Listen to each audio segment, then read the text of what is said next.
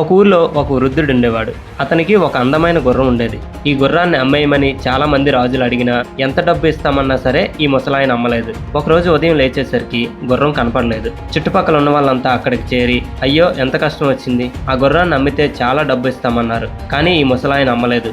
ఇప్పుడు గుర్రాన్ని ఎవరో ఎత్తుకుపోయారు. ఇప్పుడు ఇతనికి ఆధారం కూడా ఏమీ లేదని మాట్లాడుకుంటారు. అప్పుడు ఆ వృద్ధుడు నవ్వుతూ, అర్థం లేని మాటలు మాట్లాడకండి, గుర్రం ఇప్పుడు నా ఇంట్లో మాత్రమే లేదని చెప్పండి, ఫ్యూచర్లో ఏం జరుగుతుందో మీరెవరు చెప్పడానికి అంటాడు. కొన్ని డేస్ తర్వాత అతని గుర్రం తిరిగి వస్తుంది.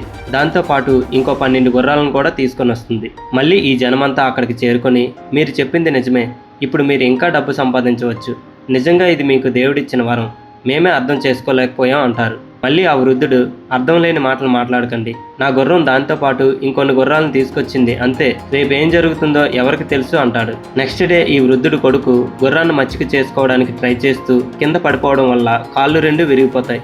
మళ్ళీ ఈ జనమంతా అక్కడికి చేరుకొని, ఈ గుర్రం తిరిగి రావడం వల్ల ఇదంతా జరిగింది, ఇది రాకపోయి ఉంటే అసలు ఈ సంఘటన జరిగేది కాదు అంటారు. ఆ వృద్ధుడు మళ్ళీ, అంత త్వరగా మనం ఏ డెసిషన్ కి రాకూడదని చెప్తాడు. కొన్ని డేస్ గడిచిన తర్వాత దేశం కోసం యుద్ధానికని వయసులో ఉన్న కుర్రాళ్ళందరినీ కూడా ప్రభుత్వం బలవంతంగా సైన్యంలోకి తీసుకుంటుంది. ఈ వృద్ధుడు కొడుకు వికలాంగుడు అవడం వలన అతన్ని వదిలేస్తారు. అప్పుడు మళ్ళీ ఈ జనమంతా వచ్చి, యుద్ధంలో మా పిల్లలందరూ కూడా చనిపోవచ్చు, కానీ అదృష్టవశాత్తు నీ కొడుకు కాళ్ళు విరిగిపోవడం వల్ల నీతో పాటు ఉన్నాడని బాధపడతారు.